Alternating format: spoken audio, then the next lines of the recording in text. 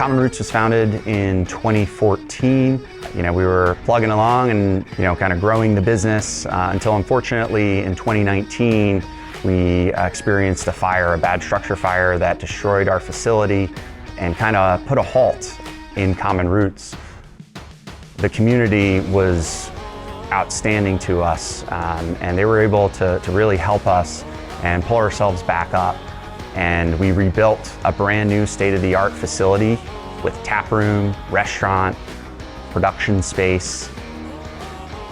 The brewing process is inherently resource intensive, both energy as well as water.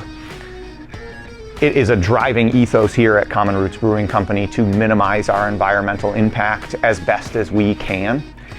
And we found a great partner with National Grid in our ability to do that, specifically when it comes to electricity and our energy usage.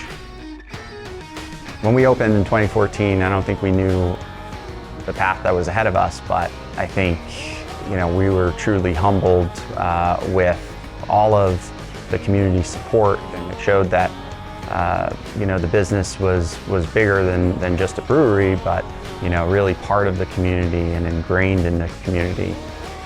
All of these things combined is something that the entire Common Roots team and family is really proud of.